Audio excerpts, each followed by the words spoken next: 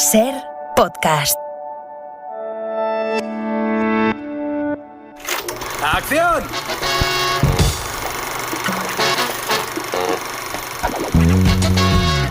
El cine en la Ser con Pepa Blanes.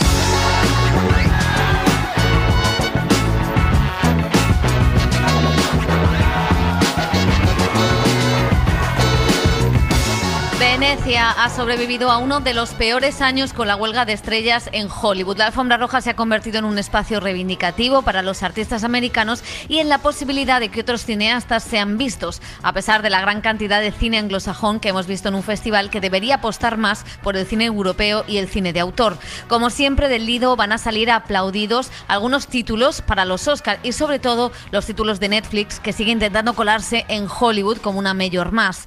De los temas que hablan las películas, ha sido interesante comprobar cómo el machismo, el racismo y la inmigración han copado la mayoría de los films en competición. Ojalá no queden en saco roto en un país, Italia, donde la extrema derecha gobierna y quieren meter sus tentáculos en la cultura y en este certamen. Ojalá esta edición no sea la última con libertad total.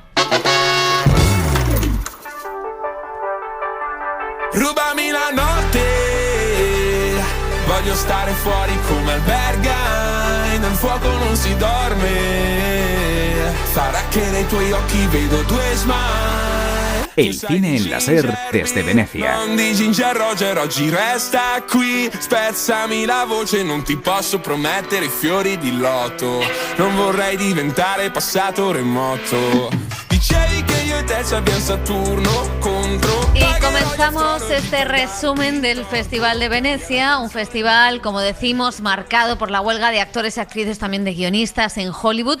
Eso ha hecho que veamos una imagen. José Manuel Romero, ¿qué tal? ¿Cómo estás? ¿Qué tal, Pepa? Muy bien. Una imagen que no nos hubiéramos imaginado que veríamos en los festivales, y es que en las ruedas de prensa no había estrellas, salvo algunas excepciones que ahora comentaremos, sino que estaban pues los directores de fotografía, los directores de vestuario, montadoras, sonidistas y autores. Non sono un direttore della fotografia, sono un autore della fotografia cinematografica. Venezia deve imparare a aggiornarsi. Questi sono nomi di 50 anni fa. Grazie. Además, hemos visto a los pocos actores que han venido con permiso del sindicato, ya que venían a promocionar producciones independientes que sí cumplen con esas demandas que piden los trabajadores en huelga. Ellos han hablado precisamente con las camisetas de los sindicatos de equidad, de reparto salarial y de derechos laborales, entre ellos Adam Driver. No, I'm very happy to be here to support this movie and the truncated schedule that we had to shoot it and the efforts of all the incredible actors working on it, the crew. But also I'm very proud Decía Adam Driver, una auténtica estrella en Hollywood, que estaba muy contento de que le hubieran dado el permiso para ir a Venecia, de poder estar acompañando a la película y a todo el reparto, y luego al final de su intervención se guardaba un rejonazo y que decía que cómo podía ser, ¿no?, que las demandas del sindicato de actores sí las cumpla una productora como Neon, en este caso, en el caso de Ferrari, una pequeña productora distribuidora independiente, y sin embargo Netflix o Amazon, y las citaba, no fueran capaces de cumplir con sus demandas. Sí, es significativo, ¿no?, en los artistas que se mojan. Jessica Chastain hablaba de presiones para no aparecer, decía que estaban aconsejando que eso podía perjudicar sus futuros proyectos, y sin embargo ella insistía, si se puede hacer una producción distinta sin esas presiones. Más frío estuvo David Fincher con la huelga. I don't know what it says about the state of the industry. I'm very sad. You know, obviously I sit in the middle of both parties. I can see David Fincher se hizo un poquito un ni machismo ni feminismo, Pepa, sí. Que no sé por qué, es que dijo que bueno, que estaba triste, que no sabía del futuro de la industria y básicamente que entendía las dos partes, algo que ha molestado y ha enfurecido a un sector pues del sindicato de actores de Estados Unidos. El que abría la veda a todo esto pues era el primer día el presidente del jurado, el director Damien Chazelle, con su camiseta de apoyo a los dos sindicatos y con un discurso muy directo. You know, there's a basic idea that each work of art has value unto itself, that it's not just a piece of content, which is sort of Hollywood's favorite word right now, to be put into a pipeline. And that idea that's very basic, y decía Chazelle que, bueno, que cada pieza, ¿no? Que cada pieza de arte tiene valor por sí misma y que no es una pieza de contenido, esa nueva palabra, decía con sorna, favorita de Hollywood, y sobre todo desde la llegada de las plataformas de streaming que llaman a todo contenido, ¿no? Y eso es un saco roto donde pueden entrar algunas cosas que están bien y otras no tan bien, y pedía recuperar sobre todo el valor de la palabra arte y del arte cinematográfico. Bueno, pues veremos en qué queda la huelga, que como decimos ha sido el gran tema, la gran sombra que ha pesado por el festival, que sigue adelante y que también va a afectar al próximo festival de San Sebastián, sin ese premio Donostia a Javier Bardem, que será para el año que viene. Pero ahora vamos a centrarnos en lo que han sido las propuestas, las películas que hemos ido viendo, y entre las que ha abundado la sátira y la comedia. Esta es Bella. ¡Bella! Bella, este es el señor McCandles. Hola, Bella. ¡Oh! Es un experimento. Buenas noches. Su cerebro y su cuerpo no están del todo sincronizados, pero va progresando a un ritmo muy acelerado. Pobres criaturas es la más rotunda, la propuesta del griego Yorgos Lanthimos, que tras hacer películas en su lengua materna, donde el cinismo y la crueldad y la disección del comportamiento humano estaban en el centro, como veíamos por ejemplo en Canino, ya ha dado el salto total a Hollywood tras Langosta y La Favorita, y con su última propuesta de nuevo con Emma Stone. Es una adaptación de la novela de Asladir Gray sobre una mujer totalmente desinhibida. Yeah, I think there's absurdity in every kind of human behavior, like from this simplest thing. And why... Y bromeaba Lanthimos con que le gustaba también buscar todo el lado absurdo, ¿no?, a cualquier comportamiento humano, y eso incluye el sexo, como podemos ver en la película Pepa, que se da un festival en Emma Stone de todo tipo de sí, posturas, instrumentos y hasta melocotones casi. Sí, la verdad es que viene a cerrar con Barbie, digamos, una especie de historia de venganza femenina, ¿no? Y va a ser muy interesante pues ver cómo esta película gira en torno a la campaña de premios. Hay otra sátira, El Conde, que también ha estado en competición, donde generalmente pues abundan los dramas. El chileno Pablo Larraín retrata a Pinochet como un vampiro inmortal, eterno e impune, y como un ladrón, justo cuando se van a cumplir 50 años del golpe de Estado. Estuve estudiando su caso judicial. Dice que usted ordenó el asesinato y la desaparición de miles de chilenos. Yo. También hay dinero mal habido. Mis hijos no saben trabajar y yo no quiero que se mueran de hambre. Claro. Pero no vaya a pensar que yo soy un ladrón. No.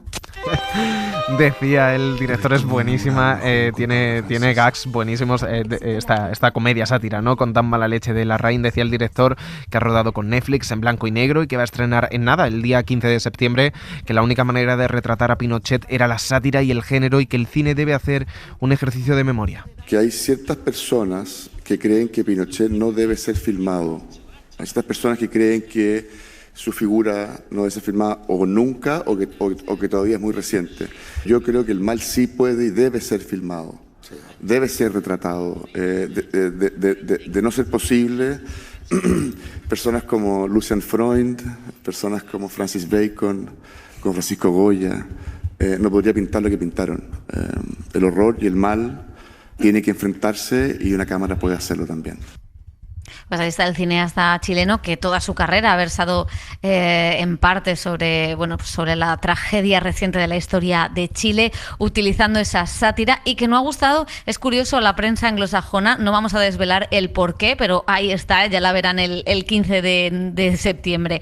La tercera comedia en competición es Enea, de Pietro Castellito. Es un nepo baby italiano, hijo del director y actor Sergio Castellito, que tiene un papel en esta película, que intenta destrozar a la alta burguesía romana, jugando con el mito de la Eneida de Virgilio y la fundación de Roma, con unas escenas efectistas y unos personajes excesivos. Sai, per un tramonto così bello, salvo un sole che scappa via, e ogni volta che ti penso è una bomba de orologería. Siamo ladri di passaggi. También comedia, aunque fuera de competición, y tremendamente fallida, es The Palace, película que el siempre polémico Roman Polanski ha dirigido a los 90 años. El director no ha venido, pese a una orden de detención, pesa sobre él, queremos decir, una orden de detención en Estados Unidos por violar a una menor en los años 70, y en Italia hay orden de extradición. Presentaban la película los actores como la francesa Fanny Ardant. E ho ritrovato questa gioia di lavorare con un uomo appassionato che che sta dalla mattina alla sera sul set, ma con una grande passione, con la ricerca dell'assoluto, con i particolari e poi... Y decía que se ha encontrado con un director que tenía unas ganas de rodar tremendas, y es verdad que Polanski, que tiene 90 años, ha rodado esta película. Bueno, pues... que es un cuadro. No sé cómo decirlo.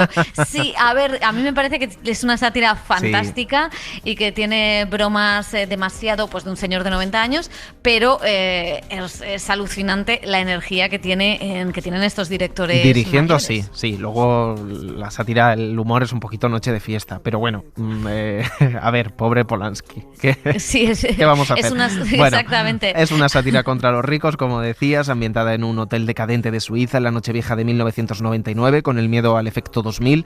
En un hotel similar estuvo Polanski, detenido en arresto domiciliario, y de ahí surgió la idea que atiza una clase alta decadente, pero que usa bromas algo pasadas de moda, como decíamos, y fáciles. Eso sí, su productor terminaba la rueda de prensa al grito de «Viva Polanski». Ed è curioso che Polanski, dopo a 90 anni, mentre tutte le piattaforme del mondo hanno i suoi film, non prendono 2 film per una ragione che a me non è chiara. A una domanda intelligente risponde con un'altra domanda per evitare che la stupidità della risposta offenda l'intelligenza dell'interlocutore. Hillel, Shalom, oggi è anche Shabbat. Beh, vogliamo fare un ultimo applauso a Roman Polanski, che non è qui con noi. Viva Polanski, viva Roman. Viva Polanski, decía el productor italiano. Se refería a que, bueno, pues es verdad que se da esa paradoja.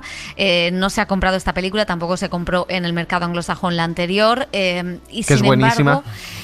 Sin embargo, pues todas las películas de la filmografía de Polanski, que es apabullante, sí están disponibles en las plataformas, con lo cual hay esa doble moral que siempre se da en el cine de Hollywood. Recordamos que Polanski no ha estado en Italia porque no puede salir de Francia. Tiene una orden de extradición por violar a una menor en los años 70 en Estados Unidos, y es verdad que después de, hace unos pocos años, después del Me Too, salieron nuevas acusaciones contra él.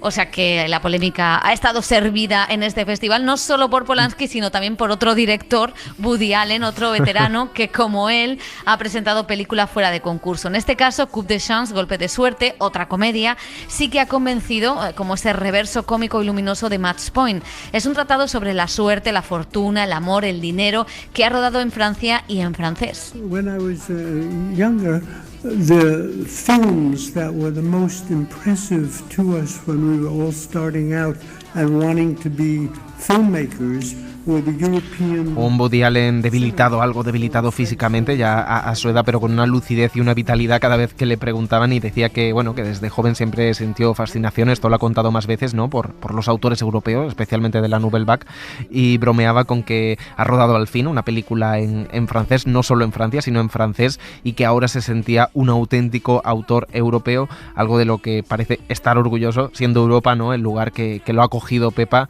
en estos momentos donde también en Estados Unidos no se ven sus películas y no se le hace mucho caso. Totalmente. Y nos queda una última comedia, también fuera de concurso, desgraciadamente, es Hitman, de Richard Linklater. Está basada en una historia real, pero el director y el actor Glenn Powell la retuercen hasta la carcajada. Es la historia de un profesor que colabora con la policía como infiltrado y se hace pasar por asesino a sueldo hasta que se enamora de una posible delincuente. Well, yeah, as you're writing it, you realize, well, like, what genre are we in? This is kind of film noir, it's meaning, Y decía Linklater que, bueno, que cuando estaban escribiendo esta comedia se preguntaban también ellos mismos qué género es, ¿no? Porque es cierto que mezcla el humor, la sátira, hay algo de true crime, hay thriller, hay todo también un poco de patetismo en el sentido de esta comedia, que yo creo que es una de las películas que sale en el calendario para apuntar en rojo del Festival de Venecia, porque no andamos sobrados, ¿no?, en Hollywood de este tipo de comedias tan ingeniosas, tan divertidas y también tan imaginativas, y con un actor tan entregado. Total, y tan filosóficas, porque sí. A mí me recuerda mucho un poco al cine de Woody Allen y a, bueno, pues toda esa metafísica que siempre mete de qué es la identidad, quiénes somos, si estamos actuando, ¿no? O sea que muy interesante, ojalá tenga una fecha de estreno próxima. El cine en la SER desde Venecia. If I should stay, I would only be in your way, so I'll go but I know I'll think of you each step of the way, and I will always love you. Ha habido dos temas que han predominado en este festival. Por un lado, los directores europeos han mirado a la decadencia del viejo continente en películas que hablan del racismo y la inmigración, y por otro lado, los americanos se han centrado en los ecos del Me Too. En este sentido, Sofía Coppola, única de las directoras en competición y directores en competición que ya tiene un León de Oro por Somewhere, elige el cuento de hadas tenebroso en Priscilla. Es una película que adapta las memorias de la esposa de Elvis y que cuenta cómo una menor de edad fue casi secuestrada por el cantante y cómo consiguió escapar de esa jaula dorada que era Graceland. No, to me it's a human story, and Priscilla really sheds light on the ups and downs of a relationship and shows other sides to it, and it's y Sofía Coppola también se hacía un ni machismo ni feminismo directamente al hablar de si la historia de Priscilla era una historia feminista, que lo es la historia de una toma de conciencia y un empoderamiento, ¿no?, de una chica joven en los años 60-70, pero Sofía Coppola pues decía que era una historia humana, que quería contar los momentos buenos y malos de una relación de pareja, o sea que ahí es nada. Sí, la directora imprime todo su sello en esta película, con adolescentes y personajes perdidos y atrapados, con escenas íntimas, sutiles y delicadas, y con una banda sonora, como escuchamos, alejada de la música de Elvis por falta de derechos, eso sí, con Cally Spaney y Jacob Elordi como nuevas estrellas. Jacob Elordi, que ahora va a ser el más vasco de todos los vascos, que el pobre le está reclamando todo el mundo que es vasco por lo que dijo en una entrevista. Va a defender el plan Ibarretxe ahora mismo. Sí, sus orígenes. Bueno, son las nuevas estrellas y protagonistas de esta historia de amor adolescente y de empoderamiento femenino que muestra pues cómo una mujer dice eso de se acabó. La propia Priscilla lo hacía. It's difficult, very difficult to sit and watch a film about you and about your life and about your love. And sorry. Se emocionaba en la rueda de prensa. No estuvo sentada sobre la mesa, sino abajo, pero contestó a la pregunta de cuál era la escena que más le había emocionado de la película, y decía que el final, que es cuando, no vamos a hacer spoiler, pero bueno, es cuando sale de esa relación, y decía que era muy difícil ver una película sobre la vida de una y sobre la relación de una. Sí, y la verdad es que fue una sorpresa que interviniera. Fue una periodista que preguntó y la moderadora en un momento dijo no forma parte del panel de la rueda de prensa, pero en cuanto le dieron el micro, pues Priscilla aprovechó el momento, ¿no?, para dejar claro que ese final es lo que más le había emocionado. Vamos a seguir, Pepa, hablando también del consentimiento, de las violencias que sufren las mujeres y la represión sexual. Habla, como decíamos, a Pobres criaturas, la película de Lanthimos, una de las más aplaudidas, pero también otra de las favoritas de la crítica, La Bête, La Bestia, la adaptación libre del francés Bertrand Bonello de un relato de Henry James. Es una propuesta curiosa, una película ambientada en 3 años diferentes, lo que permite al director moverse entre el cine de época, el presente y el futuro. Una historia de amor en el tiempo donde el machismo siempre se repite y una reflexión sobre el miedo. There were a lot of desires to make this film, and one of them was to do a melodrama. And when I think melodrama, I always think to this late novel of Henry James, which is on my Contaba Bonello que le interesaba muchísimo y tenía muchísimas ganas de hacer un melodrama, que es lo que es el relato de Henry James, aunque aquí es una protagonista femenina. Dice que es un relato que llevaba mucho tiempo en su mesita de noche y que aquí le ha permitido jugar también, ¿no?, con la ciencia ficción, con ese mundo que va de 2014 a 2044 a 1910, esos saltos que tiene, y que las fechas, sobre todo la de 2014, donde se ve claramente pues los incels, tenía que ser esa fecha porque aparte de que está estaban ahí. No, porque está inspirado en un caso real, que tenía que ser algo coherente en la época pre-Me Too, ¿no?, que tenía que estar ambientado en la época pre-Me Too para retratar a ese incel. Y también Memory, una de las últimas películas en pasar por la competición, del mexicano Michel Franco, con Jessica Chastain y Peter Sarsgaard, habla de alguna manera de la violencia contra las mujeres, a la vez que propone una luminosa historia de amor. Y podríamos incluir también 2 películas con hombres algo tóxicos, como Ferrari, que es la película de Michael Mann sobre el piloto y empresario italiano que tuvo 2 mujeres a la vez. Una de ellas, Penélope Cruz, en un papel que ha generado mucha expectación y muy buenas que podría, críticas. exactamente, que podría lanzarla de nuevo a la carrera del Oscar otra vez y esperemos que así sea. Ojalá que nos dé una alegría, pero Ferrari es verdad que es una película que no estamos comentando mucho en este podcast de lo mejor y lo peor de Venecia, básicamente porque ha tenido muy malas críticas y solo ha salvado incluso la crítica americana en los titulares a Penélope Cruz. Exactamente. El otro hombre tóxico, podríamos decir semitóxico, es Mads Mikkelsen en Bastarden. Es una película danesa de época en la que un bastardo se enfrenta con un noble ante su empeño de cultivar patatas y que nos hace la pregunta de a quién pertenece la tierra. I think when you talk about something that makes sense for us in 2023, there is a tendency that we always try to squeeze 2023 into historical pieces like Our Moral.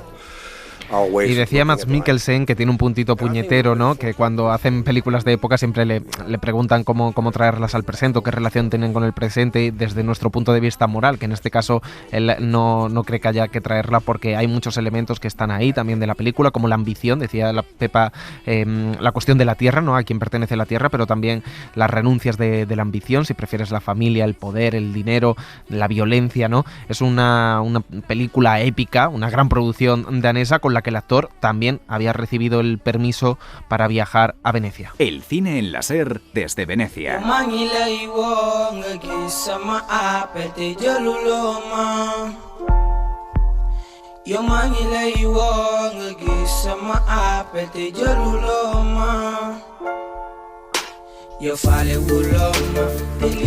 En un país donde la crisis migratoria está en el centro del debate político, cuyo relato desgraciadamente lo ha ganado la extrema derecha en el poder con Meloni, el cine insiste en contar de maneras muy diferentes el lado humano y social de la crisis migratoria. Rossi, Crialese y hasta Guadagnino, que lo incluía en Cegados por el Sol, hablaban de este tema. Ahora es Matteo Garrone, director que ha combinado el realismo en Gomorra con el exceso y la fantasía de películas como Reality, El cuento de los cuentos o Pinocho, el que se acerca a esta realidad de los migrantes.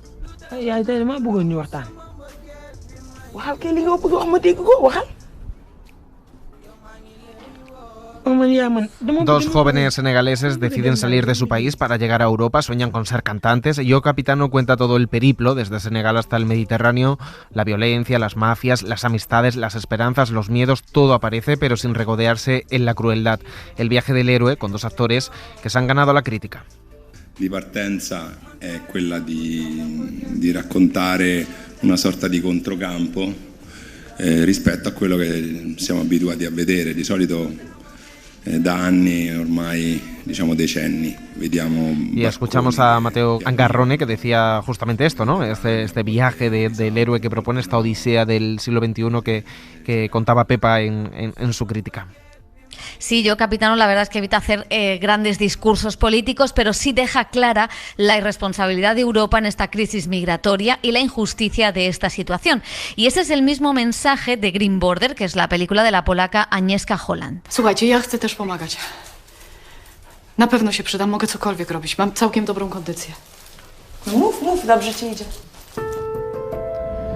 La veterana cineasta polaca de películas como Europa, Europa usa apenas 2 planos en color, los que nos presenta ese bosque donde está la frontera entre Polonia y Bielorrusia. Enseguida el blanco y negro envuelve este relato de un grupo de refugiados sirios, afganos, que quieren pasar la frontera, pero son devueltos de un país a otro una y otra vez. Agnieszka Holland insiste en que el espectador vea la violencia con la que son tratados las mujeres embarazadas, los niños, los abuelos y hasta los activistas. I personally think that certain weakness of European cinema in last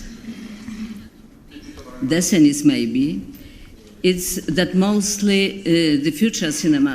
La directora de la Academia de Cine Europeo decía que percibe cierta debilidad en el cine europeo de las últimas décadas porque no sabe mirar políticamente al mundo. Y la verdad es que ella lo ha hecho por el momento. Y tanto, y ha puesto la cámara, demasiado quizá, ya veremos. La gestión de la inmigración y el incumplimiento de los derechos humanos en muchos casos pues es uno de los grandes problemas de la Europa actual, cimentada tras la Segunda Guerra Mundial y el horror que se vivió en ese pasado reciente que todavía nos marca y que el cine sigue retratando. Por ejemplo, el italiano Giorgio Diritti muestra en Lubo el racismo contra los gitanos. Lo hace adaptando una novela y poniendo a Fran Rogowski como protagonista de una historia de venganza en la que este padre, al que le han quitado a sus hijos, acaba inseminando a todas las mujeres arias y ricas de Suiza. Io ho preparato questo film insieme con Giorgio e anche quello che vedi quando vedi il film non è solo la decisione mía come voglio creare. Escuchamos a Fran Robowski, que ya no sabemos cuántos idiomas habla, este actor alemán que explicaba en italiano este personaje. La verdad es que con una interpretación bastante sobria. Es el actor de moda ahora mismo en Europa, lo tienen en la cartelera con Passage.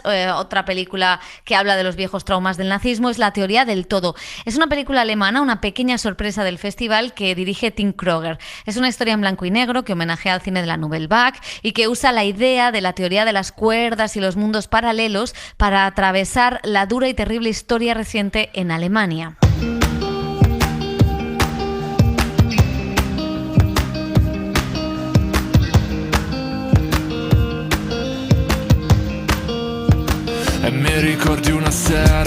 El gran alegato contra el racismo lo ha puesto la directora Ava DuVernay. Es la primera afroamericana en competir por el León de Oro, como dejaba claro en la rueda de prensa. This year it happened. Something happened that hadn't happened in 8 decades before. An African American woman in competition, and so we know that is. Thank you. Reivindicaba que algo ha pasado para que en tantas décadas ella sea la primera directora afroamericana en competición. Lo hace con Origin, una adaptación de un ensayo de la escritora Isabel Wilkerson, que tiene una tesis muy potente. El racismo es una consecuencia de un sistema de castas que funciona para que los de arriba estén siempre dominando a los de abajo. Y compara el sistema esclavista de Estados Unidos con el sistema de castas de la India y también con la Alemania nazi. Everywhere. All over the place.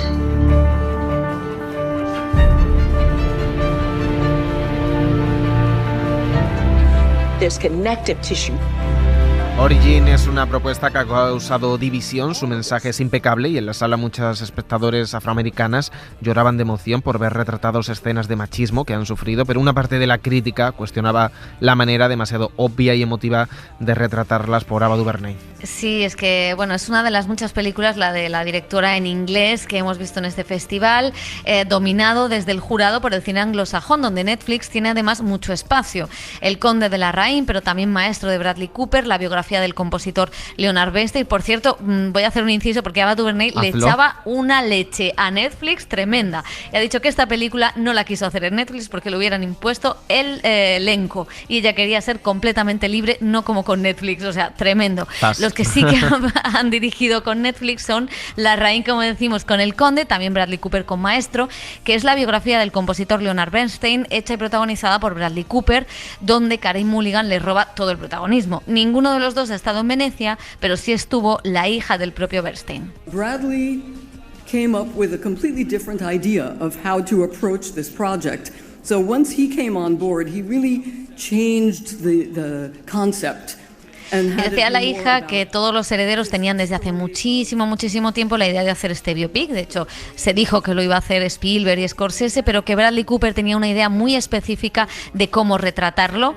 La película, como saben, ha sido muy polémica por esa nariz y, por cierto, ya publicaremos la entrevista de Woody Allen, pero Woody Allen decía que no entendía nada de lo que se había liado con la nariz de Bradley Cooper. O sea, que pobre tiene Woody. 86 años, pero está en redes, lo sabemos. Sí. No, luego se entera de todo. Bueno, también Netflix ha estrenado en el Festival de Venecia lo nuevo de Fincher, The Killer, un thriller que adapta un cómic francés donde Michael Fassbender es un asesino hastiado del mundo en el que vive, un retrato de la decadencia de la modernidad con una puesta en escena impecable y con la discografía entera de los Smith.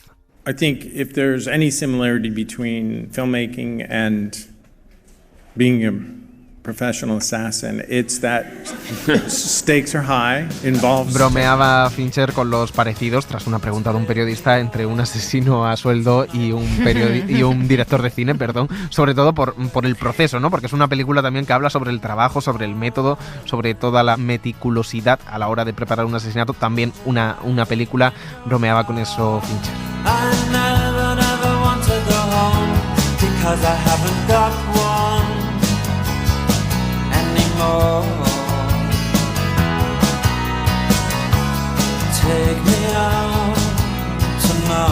Y no son americanos, pero sí se han lanzado ya a rodar al inglés. Michel Franco, el mexicano, iba a decir ya Michael, iba a cambiar el nombre, Memory ha contado con Jessica Chastain. I guess my biggest fear, one of my biggest fears, is losing my mind. And that's, I guess, what draws me to dementia. If you don't know who you are you still En una yourself? historia en la que contaba Michel Franco, lo que el más miedo le da, ¿no?, es perder la cabeza, entrar en un estado de demencia y no saber los recuerdos que tiene, lo que ha vivido, lo que no ha vivido. Contaba el director mexicano, que no es la primera vez que rueda en inglés, pero sí que creo que con una actriz ahora del momento como Jessica Chastain. Sí, decía que es la mejor actriz del mundo, ha llegado a decir en la rueda de prensa y en las entrevistas. Y también rueda en inglés, que tampoco es la primera vez. Luc Besson vuelve con un thriller protagonizado por Caleb Landry Jones, otro de esos nuevos actores que siempre están bien. Y es la historia de cómo la violencia genera monstruos. If there's one thing that I'm very, very proud is my freedom. And as I said, I woke on the morning, wake up and start to write, and no one can... Y decía Luc Besson que si de algo se siente orgulloso es de su libertad, que se levanta por las mañanas, se pone a escribir, que hace lo que le da la gana y que tenía esta historia y le apetecía contarla. Luc Besson, que forma parte de ese misterioso trío veneciano con Roman Polanski y Woody Allen, acusados, ¿no?, o con causas pendientes con la justicia por agresiones sexuales.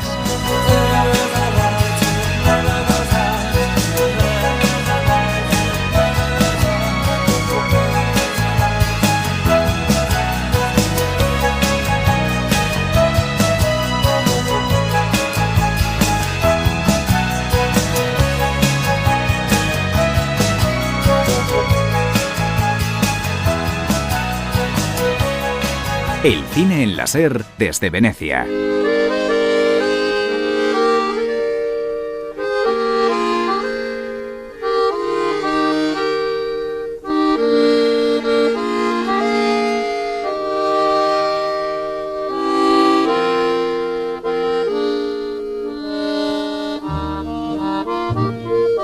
Vor der Kaserne, vor dem großen Tor, steht eine Laterne und steht sie noch davor. Dort wollen wir uns wiedersehen. Bei der Laterne wollen wir stehen wie einst Lili Marleen, wie einst Lili Marleen. Y hemos dejado para el final al cine español, que también ha tenido presencia en esta edición número 80 del certamen. Para empezar, la película de clausura ha sido La Sociedad de la Nieve, de J. Bayona y de Netflix. Es la mirada del director catalán a la tragedia de los Andes, una mirada más íntima y en español a cómo sobrevivieron un grupo de jóvenes en ese accidente de avión.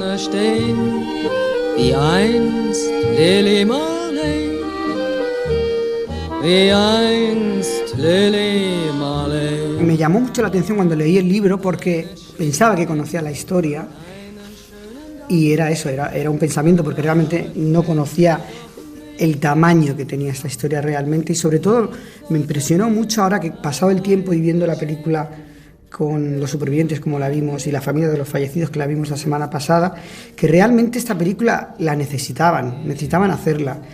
El libro está contado casi 40 años después y todavía hay una sensación de culpa, que no estaba cerrada y el libro en ese sentido era muy reparador porque era el relato de los 16 supervivientes, pero hablaban con los muertos y literalmente en muchos textos hablaban con los muertos y les pedían perdón y permiso por vivir sus vidas. Pensé que esta historia se había contado desde un lugar hollywoodiense, hablando de los héroes que triunfaban y llegaban a casa, pero realmente los héroes eran los que se habían quedado allí apoyando y dándolo todo, literalmente, los que se quedaron en la montaña. Y creo que esa idea de los héroes anónimos me parecía muy emocionante y muy reparador también. Y además, evidentemente, el libro me sacudió, me conmovió profundamente y ese tipo de experiencias a mí, de vivirlas en un cine, es algo que se hace muy poquito, ¿no? El ser tan sacudido de esta forma viendo una película y me encanta si soy yo el que lo hace, ¿no? Para eso vas al cine, ¿no? Para vivir una experiencia así, ¿no? Yo conocí a Jota la primera vez a través de un mail en mayo de 2011. Magia pura, porque lo compartí con los sobrevivientes. Habíamos ya tenido, el libro se había publicado originalmente en 2008 y ya habíamos tenido propuestas cinematográficas basadas en un libro que cuenta qué nos pasó y no qué pasó como había ocurrido antes. Pero el mail fue mágico porque tenía párrafos donde nos dábamos cuenta. Yo me di cuenta, cuando lo leí una vez, dos, tres, pero este hombre, yo lo conocía por el orfanato, pero no lo conocía personalmente, además somos de otras generaciones. Pero este hombre cala hondo, este hombre cala hondo. Y entonces lo compartí a los chicos, lean este párrafo, les subrayaba, lean este, y además hacerlo en español, y esto no está contado, le faltan pliegues a esta historia. Con este hombre vamos a hacer un viaje lejano, sin destino prefijado, vamos. Y todos dijeron, gente, además los sobrevivientes es un grupo como siempre, como se ha convertido en una especie de historia universalizada, han tenido muchas conexiones con quienes quieren recrear su historia, y todos tocamos la misma tecla. Él nos tocó la misma fibra a todos. Yo no sé cómo lo hizo, si es una manipulación emocional o es que adivinamos el talento detrás. Yo creo que adivinamos la honestidad y el talento detrás, todos, los 16 sobrevivientes y Pablo. Pregunto para quién serán esas imágenes. Tal vez sean para nuestras familias. Volveremos a vivir en su imaginación. ¿Qué nos pasó? ¿Qué pasa cuando el mundo te abandona? Y la película tiene, como digamos, dos grandes pilares. Por un lado, el despliegue técnico y visual, que es alucinante. Viniendo a Venecia, los periodistas españoles nos acordábamos mucho de ti, que porque íbamos todos en la cola y dijimos, no teníamos que haber visto esta película antes de venir. Y por un lado, hay como una parte, espiritual y religiosa, ¿no? que yo creo que conecta con, independientemente de las creencias de cada uno, con ese momento de ante la muerte, de aquello en lo que piensas. Me gustaría que hablarais de eso, ¿no? Porque es difícil condensar esas dos vertientes, esta cosa del cine de acción o espectáculo con esta cosa emocional. Sí, realmente el escenario es épico, ¿no? Esas montañas que yo he estado allí y impresiona ver el cielo de noche, impresiona el silencio absoluto que hay. Pero después se habla del ser humano en lo más profundo de su esencia, ¿no? Hace esa especie de alternancia entre lo épico y lo íntimo. Yo creo que, evidentemente, la técnica era necesaria para contar la película, porque no se puede entender esa historia sin entender el contexto. Esto es algo que, si uno no siente la geografía, no siente el frío, no siente el aislamiento, no puede entender lo que hicieron ellos. Y era importante la película como película sensorial, que colocara al espectador dentro del avión y viviera lo que vivieron. De hecho, la semana pasada, cuando mostrábamos la película a los familiares de los fallecidos, muchos de ellos, después de 50 años, entendieron el papel importante que habían jugado sus familiares, los que habían fallecido, pero también comprendieron y perdonaron, después de 50 años, viendo la película, a los que sobrevivieron, ¿no? Y es porque realmente pasaron por lo que pasaron ellos viendo la película, y eso era importante. Y la parte espiritual yo siempre la he intentado extrapolar, quitarlo de lo religioso. No es una espiritualidad organizada, tiene que ver con un sentimiento de generosidad y bondad que surge en el momento justo antes de morir.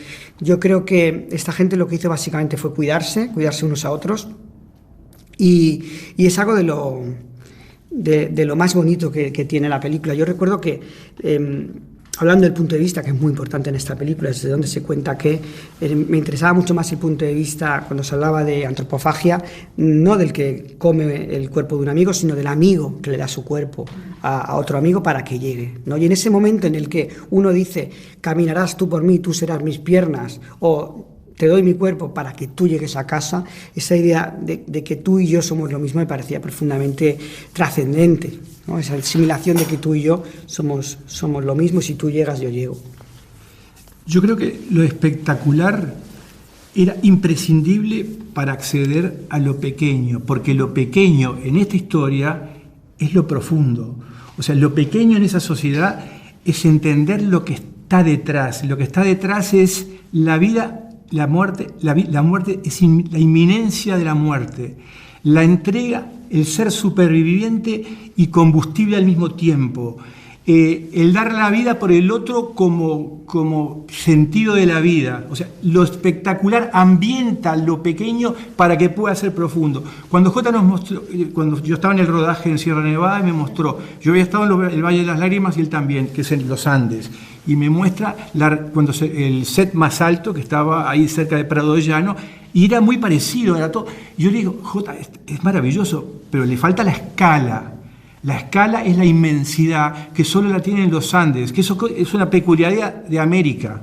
Europa es abigarrada, es maravillosa, no es bueno o malo, pero la escala, la dimensión para sentirte solo en el cosmos la obtienes en aquella escala, porque si estás solo en el cosmos puedes inventar una sociedad nueva donde lo pequeño es muy profundo y donde llegas a ser tan disruptivo como antes de que exista el concepto de donación de órganos, yo me entrego a ti para que tú vivas en representación de nosotros. Hay una cosa que me gusta mucho, que entiendo que está en el libro y que tú has recogido, que es esa convivencia entre ellos. En estos tiempos tan cínicos, todo el mundo cabría pensar en un señor de las moscas, y sin embargo hay, bueno, pues es una historia de superación. Ayer veíamos en sección oficial la película de Garrone, que es bueno, pues un viaje de dos amigos migrantes que intentan llegar a Italia, y es esa sucesión de compañerismo casi en el camino. Y aquí también está eso. No sé si es quizá lo más revolucionario que se puede contar en estos momentos. Y sin embargo es un discurso clásico, porque recuerdo... hace poco leía a Jack London y hablaba de las experiencias de los primeros exploradores de la Antártida, y cómo en ese contexto debía uno de olvidarse de quién era y cómo había sido formado, reinventarse para poder llegar a la máxima trascendencia, que es el sentimiento de camaradería. Es decir, que en el momento de máxima necesidad, cuando nos lo han quitado todo, esto es una frase textual del libro de Bierzi, lo que queda es un corazón que se entrega. Eso, evidentemente, para los cínicos es un discurso que no sirve, pero yo me he pasado toda mi filmografía luchando contra el cinismo. Yo tengo una idea del cine que no casa bien con el cinismo. Y es contraintuitivo, o sea... el sentido común te indica, y las ficciones apocalípticas de las cuales estamos plagados te indican que ante la adversidad extrema surge la jauría humana, el sálvese quien pueda. Pero esto no es una ficción, esto ocurrió. Por eso para mí es un símbolo. Ese avioncito con 45 pasajeros es simbólico y extrapolable a infinitas situaciones. Yo tengo la prueba, cuando tú me hables de la bestia humana, de los que surge tras un huracán, los saqueos, yo tengo esto para mostrarte. Esto y es contra la intuición y contra lo políticamente correcto, y esto ocurrió, y están los testigos, y está el libro, y está la película de Jota para demostrártelo. Entonces es una visión que te reconcilia con el ser humano, que te reconcilia con nuestras vidas y con nuestros legados. Y ojo, sin caer en lo fácil, porque el libro de Bierzi, si lo has leído, es un libro complejo que habla de las luces y las sombras de una situación como esta. Hubo muchos que hicieron mucho y se quedaron en la orilla, hay otros que no hicieron nada y regresaron. ¿Y qué sentido tiene eso? ¿No? Entonces eso era muy interesante, porque desbarataba el discurso del héroe que ha hecho siempre Hollywood, y habla de los héroes anónimos. Son aquellos, como decía un superviviente en el libro, que morían animando a los otros, ¿no? Eso me parecía que estaba la épica de la película. Y te agrego, Jota, y nosotros normalmente conocemos al soldado, la tumba del soldado desconocido. Acá no hay soldados porque no hay enemigos. O sea, hasta el héroe anónimo es diferente del clásico que conocemos. No hay tumba de un soldado desconocido, hay tumba de un chiquilín desconocido. Desconocido no, porque conocemos el nombre. Por eso es simbólico.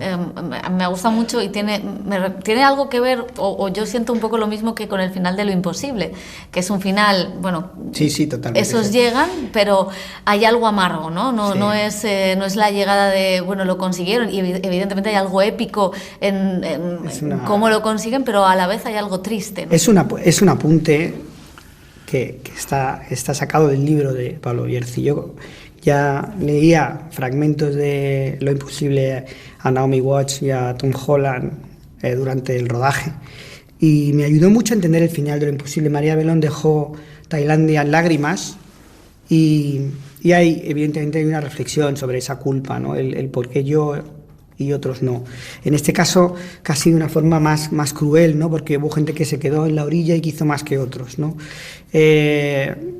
¿Qué sentido tiene eso? Tampoco vamos a responder nosotros la pregunta. La película creo que es interesante que plantee la pregunta, pero cada uno de nosotros es una respuesta, cada uno le tiene que encontrar el sentido.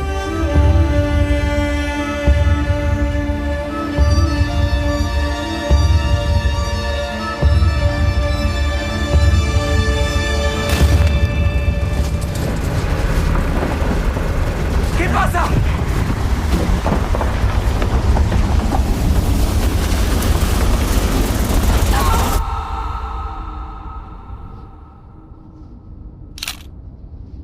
¿Quiénes fuimos a la montaña? La Sociedad de la Nieve es una de las 3 películas seleccionadas por la Academia para representar a España en los Oscar y que estará también en San Sebastián de Venecia.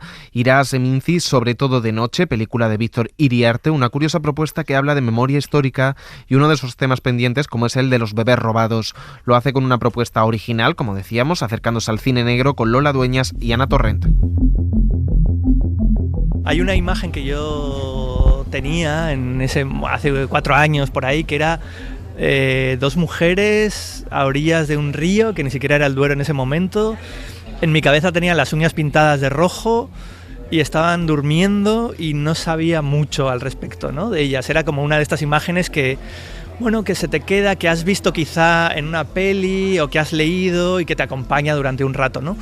Y esto se cruzó con una serie de lecturas y conversaciones que habíamos tenido en nuestro grupo de amigos sobre la historia de España reciente y el caso de los bebés robados, ¿no?, que de vez en cuando encontramos en prensa, que es una herida abierta, que vemos pelis, pues Almodóvar cuando hizo Madres Paralelas, y yo cuando con ese título nosotros estábamos trabajando y dije, wow, no, dije, a ver, ¿no? Y bueno, y fue como, bueno, pues él, obvio, ¿no?, tratando guerra civil, cunetas, memoria, justicia, reparación, o sea, todos esos temas estaban ahí. En nuestro caso, de este trabajo que veníamos haciendo y hablando entre colegas, y que de vez en cuando encontrábamos en prensa otra vez, se cruzaron, ¿no?, las 2 historias. Y entonces para mí esas 2 mujeres, empecé a hacerles preguntas y ya me empezaban a dar respuestas.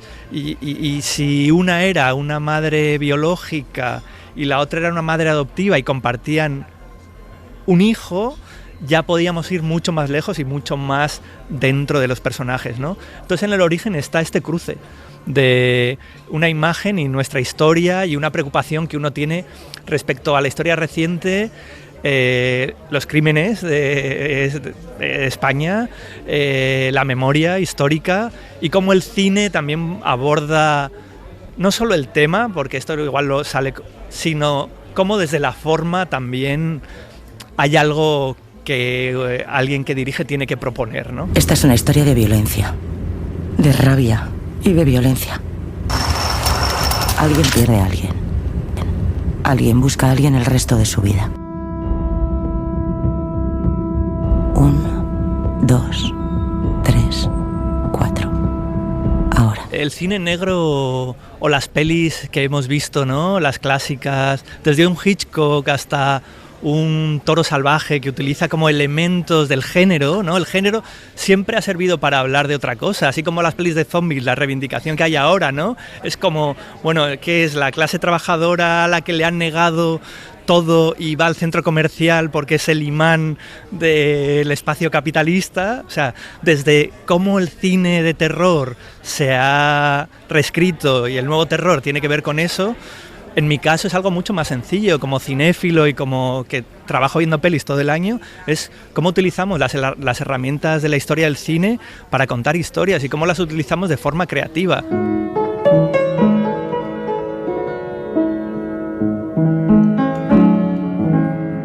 ¿Por qué me dejasteis tan sola? Creo que nuestra generación, y por suerte, es una generación que justamente está en esa revisión, ¿no?, en esa revisión de la memoria, y obviamente entendemos la generación de nuestros padres y entendemos el momento complicado en el que, bueno, se firmó con ilusión y se votó con ilusión, pero ahora nuestra generación, 40 años después, cuando ve esas imágenes, que además en nuestra peli aparecen en forma de archivo, las ve desde otro lugar, porque han sucedido muchas cosas y ahora mismo lo conectamos con el momento preciso político de España, ¿no? Que justamente ahora estamos volviendo a hablar de qué modelo de territorio somos y que la complejidad es un valor a reivindicar, porque ya estaba supuestamente en el origen, ¿no?, de la Constitución. Ahí está escrito, pero bueno, pues es compleja la historia y los periodos y las mayorías absolutas y las mociones, o sea, es complejo, obvio, pero sí, nuestra película sí que hace una reivindicación muy directa a revisar algo que es una herida y que, así como encontramos, y estoy yendo a la política y siendo súper directo, ¿no?, como proyectos de ley o ayudas que tienen que ver con recuperar los restos de los asesinados, el caso de los bebés robados está todavía en un limbo jurídico muy grave y vemos ejemplos cercanos en la peli. Yo hago esa conexión pequeña, un poco emocional también, con Argentina, Chile y Uruguay. Está en el plano ese, ¿no? Y Egos, el personaje.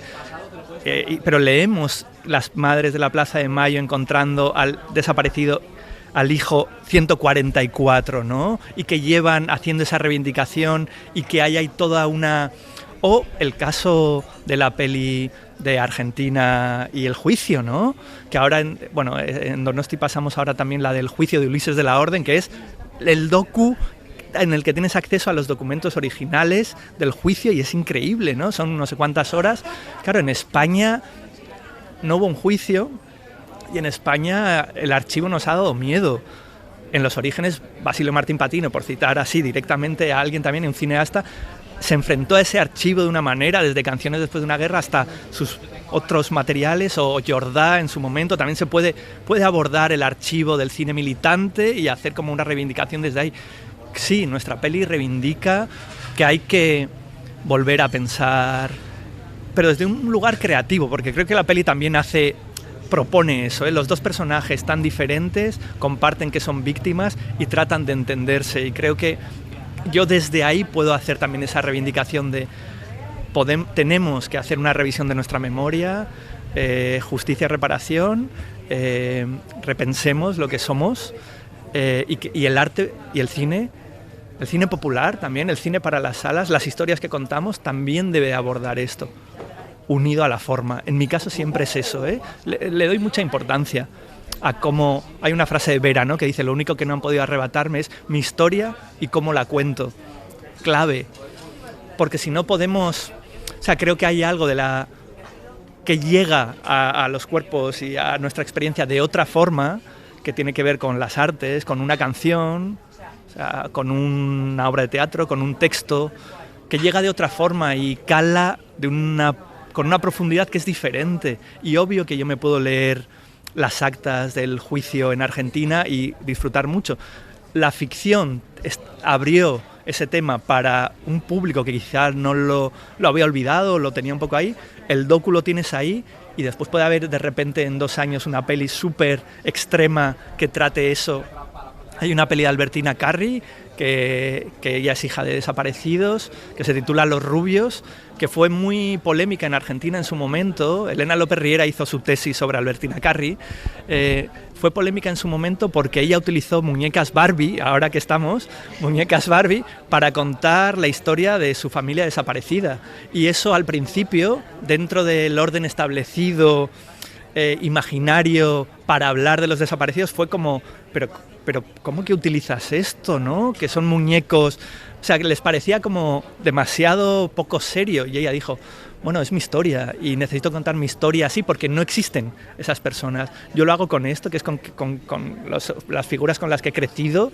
Y si esta es mi herramienta, dadme lugar, ¿no? Dadme lugar porque estoy hablando de mi memoria y de la memoria, en ese caso, de su país, de Argentina. Primero hay que atravesar el río. Después... seguir por las vías durante 3 kilómetros hasta llegar al cruce. Uno de los caminos lleva hacia el valle y el otro a los picos. Hay que tomar el de la izquierda. Justo en ese cruce hay un cerezo. Hay caballos salvajes en el campo. Hay unas ruinas de una iglesia antigua. Hay una mina abandonada. En la mina Hay que tomar la carretera de tierra de la derecha, la que se adentra en el bosque, la que lleva hasta el puerto de montaña por el camino viejo. Ahí es. Me alegro de formar parte como del grupo en el que está sucediendo ahora, ¿no? Pero ahí también te puedes encontrar una Elena López Riera haciéndote esta mezcla de un testimonio documental muy directo a cámara con una peli de fantasmas, o te puedes encontrar a Carlota Pereda, o te puedes encontrar La Maternal, o te puedes encontrar a un montón de directoras que ha sido este momento, ¿no?, histórico en el que Carla abriendo el camino, esas voces han llegado, pero también te puedes encontrar a Oliver Laxe, porque también, para mí la afiliación es un poco más amplia que el descubrimiento de no ha sucedido que de repente Carla hizo esto, sino que vas un poco ahí y la peli O que arde, por ejemplo, fue un hito. Fue un hito que de repente un director que venía de haber hecho su peli anterior en el Atlas marroquí, una peli de aventuras, atravesando montañas nevadas, con una carrera a caballos filmada en un traveling, o sea, eso ya existía, ¿no? O Albert Serra, ¿no?, que ya estaba yendo a Cannes y que estaba haciendo una propuesta bizarrísima, pero que que de repente cala, y que de ahí llegamos a Pacifiction, ¿no? Entonces creo que tiene que ver, entiendo que hay unos modelos que cuando algo funciona, la industria, que es muy temerosa, porque es lógico, porque los presupuestos son grandes, a veces quiere agarrarse y se repiten fórmulas, pero también creo que se ha demostrado que una nueva voz, como algunas de estas directoras que hemos citado, puede hacer su propia propuesta, ¿no? Y asumir un riesgo, o sea, con Elena, que es amiga y que está aquí y ha venido a ver la peli y somos súper colegas, ha asumido un riesgo de hacer una peli que seguramente cuando hablábamos del proceso ya me contaba, ¿no? Como, bueno, es que si me están diciendo que si de repente no salen los testimonios, igual es más directa la peli, y no tener miedo o poder haberte generado un grupo de trabajo y una confianza suficiente con el equipo de producción y demás como para que te permitan eso, creo que es un lujo y tiene que ver con esto que también estamos leyendo. Así como hay una generación nueva de directoras, también hay una nueva generación de productoras, productores, ¿no?, que igual recuperan lo que en un momento, no lo sé, fue Querejeta cuando apoyó a Eriz en su primera peli, por citar también así fechas y nombres y todo. Hay caballos salvajes en el campo. Hay unas ruinas de una iglesia antigua. Hay una mina abandonada. En la mina hay otro cruce.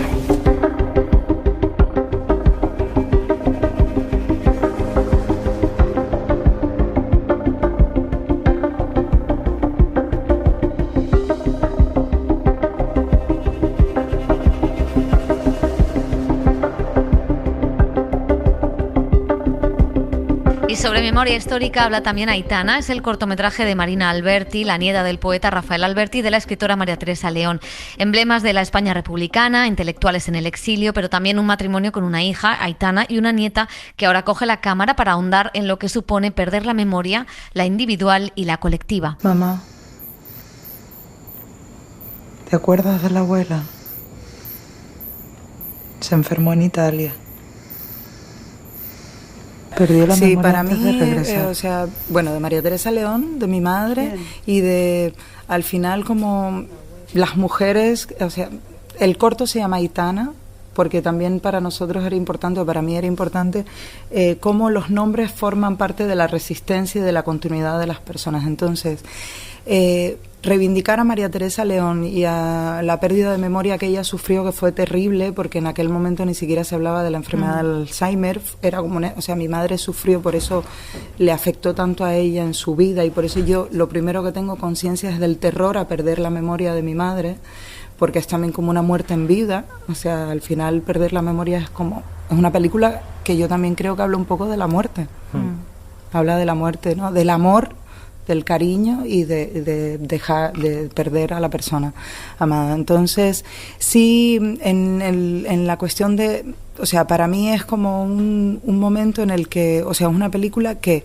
recuerda a María Teresa León, pero también reverbera en Aitana, y también hay un momento en el que en esta cama, que es como una especie de máquina del tiempo, en el que no salimos de esa cama, que mi madre está siempre en esa cama, entra nuestra hija, que es Aitana, que es como que coincidan una mujer centenaria con una niña, con una persona que acaba de nacer. La abuela, tu madre, perdió la memoria. No me acuerdo. Cuando hacemos películas es importante conectar a nivel universal, o sea que un público de un país que a lo mejor no tiene conocimiento de la historia de España o de pueda entender la película. Entonces sí creo que es fundamental en los cuentos que narramos conectar de lo íntimo a lo más colectivo. Eso sí creo que es importante. ¿Recuerdas dónde escribía la abuela? Y el cuartito del abuelo. ¿Lo recuerdas? Y yo escribía. Tu primer poema lo leíste frente a miles de personas. O sea, lo gracioso de esto es que al final todos se van haciendo relatos, ¿no? Y entonces hay gente que dice, no, fue lo último que vieron cuando... Entonces vas construyendo como haciéndolo más poético, ¿no? Pero realmente lo bonito, o sea, pensándolo, es que Aitana, ellos lo ven cuando se están yendo en el viaje a Ibiza, porque tenían que ir a una zona, luego no se pudieron ir allí, se fueron y terminaron en Ibiza y ven la Sierra Aitana. Y de ese momento especial mi abuela llama a mi madre Aitana. Tu nombre es el de un lugar. Fue lo último que vieron de su país antes de huir al exilio. Por eso te llamaron así. El cine en la SER desde Venecia. Suscríbete al Cine en la SER. Escúchanos en directo en la SER los sábados a las 7:30 de la mañana y los domingos a las 3 de la madrugada. Cadena SER. La radio.